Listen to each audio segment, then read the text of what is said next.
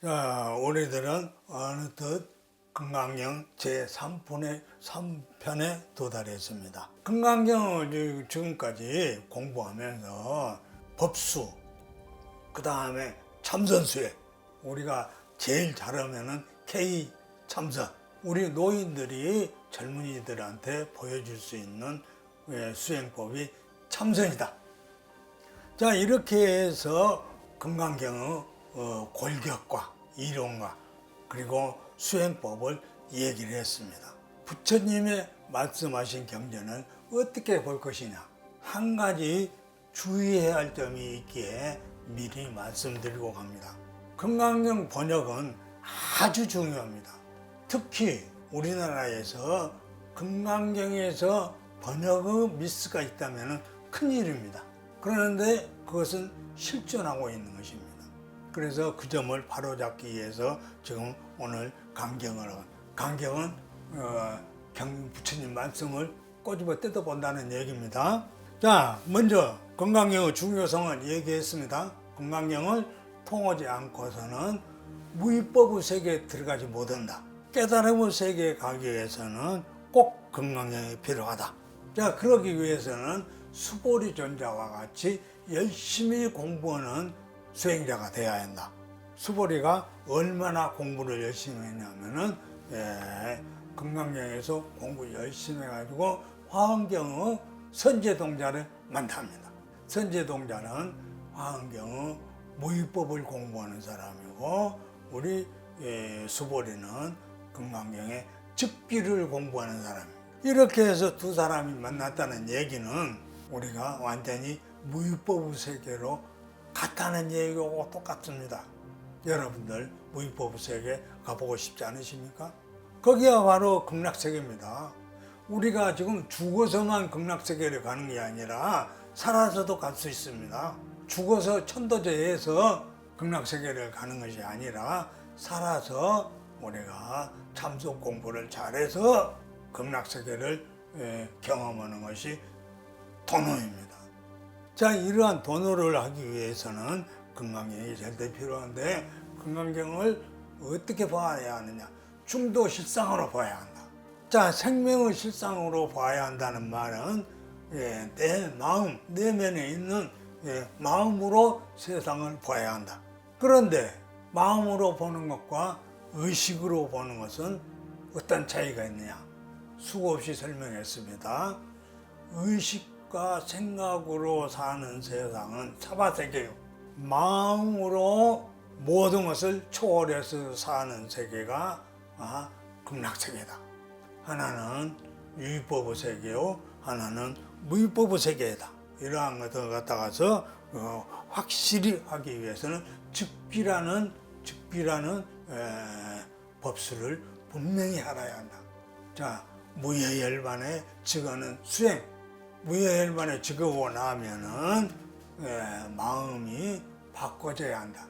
내가 바꿔져야 해서 하는 게 아니고, 즉비하면은 마음은 그냥 바뀌어집니다.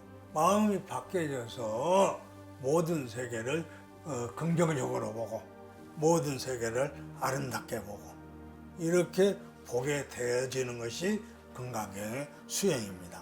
자, 이렇게 해서 우리는 금강경으로 드디어 극락세계에 도달했습니다. 이렇게 도달해서 보았더니 거기에 계시는 인물들은 전부 다 아미타불입니다. 아미타불은 뭐냐? 무시무종을 살고 있는 이 진리의 바로 주인공이라는 얘기입니다. 깨달음을 그러면 어떻게 얻을 것이냐? 깨달음을 얻는 방법은 무여열반에 들어서 한순간에 깨달음을 얻게 되는데, 삼매에 드는 참선수행을 수없이 계속하여서 어느 순간에 깨달음이 올 때까지 그냥 하는 것이다. 참여하고 참선하고 빌고 해서 우리가 드디어 깨달음의 순간까지 계속해서 가는 것이다. 자, 이렇게 계속해서 가다 보면은 금강경은 무여열반의 상격에서 얻어지는 그러한 훌륭한 경전이다. 이런 것을 알게 되겠습니다. 같이 경전을 독송하면서 한번 새겨봅니다. 왜 새겨야 하느냐? 우리 조계종 종단에서 지금 잘못 번역하는 것이 있기에 그것을 지적하기 위해서 설명합니다. 금강반야 바라밀경 법회 이주분제일 이와 같이 나는 들었노라. 한때에 부처님께서 사이국에 있는 기원정사에서 큰 스님들 1250인가 더불어 계시었다. 그때에 세종께서 공양하실 시간이 되어서 가사를 입으시고 바루를 챙기어서 사이대성에 들어가서 걸식을 하실 적에 성 안에서 차례로 걸식하시고 조소로 돌아오시고 공양을 마치신 뒤에 가사와 바루를 거두시고 발을 씻으신 다음에 자리를 펴고 법상에 앉으시었다. 자, 이 서부는 부처님이 나타나셔서 하루 일상을 보여주신 겁니다. 성인들은 이와 같이 살고 있는 것이다. 제2분으로 갑니다. 제2분은 수보리존자가 나타나서 이제 부처님께 법을 전하는 장면입니다. 그때에 장로 수보리가 대중 가운데에 있다가 그 자리에서 일어나 오른쪽 어깨에 옷을 벗어매고 오른쪽 무릎을 땅에 굴고 합정공경하면서 부처님께서 아래여 말씀드렸다. 희우와 신세존이시여 여래께서는 모든 보살들을 잘 운영하시며 모든 보살들에게 잘 붙여가시나이다. 세존이시여 선남자 선여인 중에서 안욕 따라 삼망삼보리의 망음을 일으킨 사람은 어떻게 망음을 지니고 살아야 하며 어떻게 수행을 해야 하며 어떻게 망음을 항복해야 하나이까. 부처님께서 말씀하셨다. 훌륭하고 훌륭하다 수보리야. 내가 말한 것처럼 열에는 모든 보살들을 잘 운영하며 모든 보살들에게 잘 붙여가나니 너희들은 이제 자세히 들어라. 선남자 선여인 중에서 안욕 따라 삼망삼보리의 망음을 낸 사람은 일체 경계에 대하여 다음처럼 망음에 머물러서 수행하며 다음처럼 그 망음을 항복해야 하느니라. 그렇사옵니다. 세존이시여 바라옵건대 저희들이 간절히 듣고자 합니다. 자, 수보리존자가 이제 부처님께 정말로 자기가 풀어야 할 숙제를 물었습니다. 성부르 경지에 들어있는 사람이 도대체 무슨 마음을 항복을 해야 합니까? 어떻게 마음 조절을 하고 살아야 합니까? 그걸 물었습니다.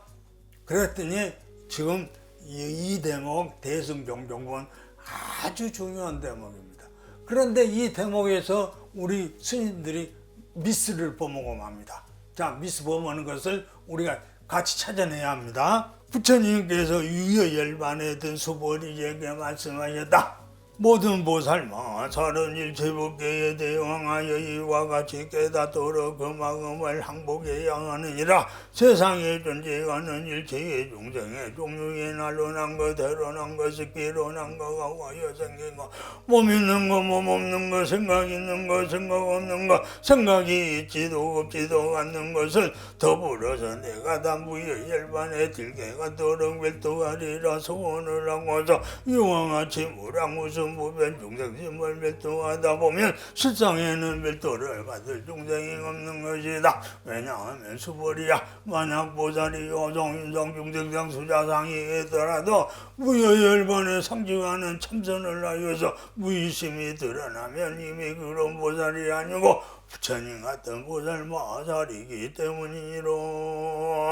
자, 이 속에서 번역이 잘못된 것이 있습니다. 여러분들은 꼭 그것을 찾아내야 합니다. 이 대승경종문이 하도 중요하기에 지금 3번 반복해서 읽고 있습니다.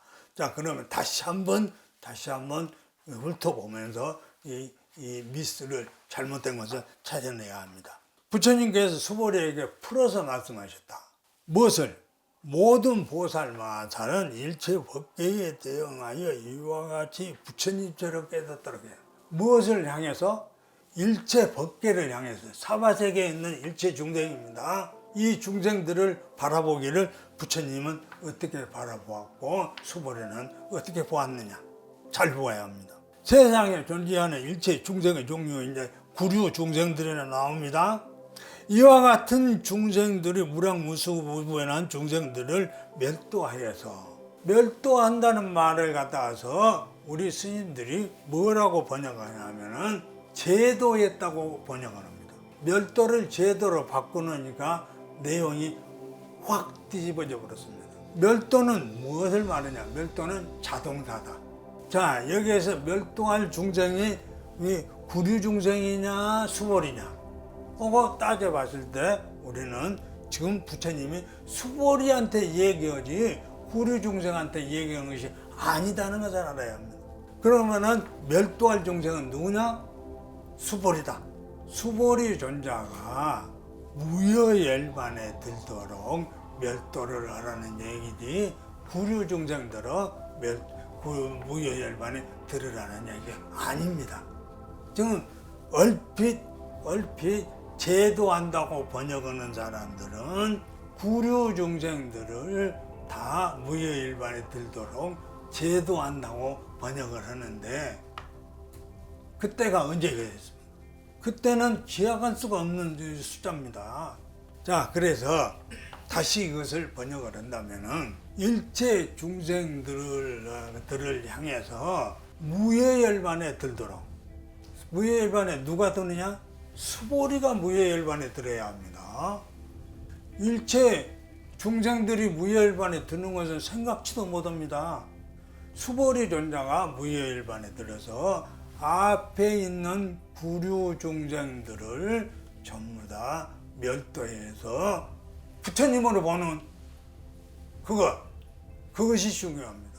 다시 말하면은 구류 중생들 뿐만이 아니라 수보리를 대신해서 지금 이 경문의 법문을 듣고 있는 우리 불자들로 하여금 너희들이 네 눈앞에 보이고 있는 구류 중생들을 다 멸도해서 부처님처럼 보아야 한다.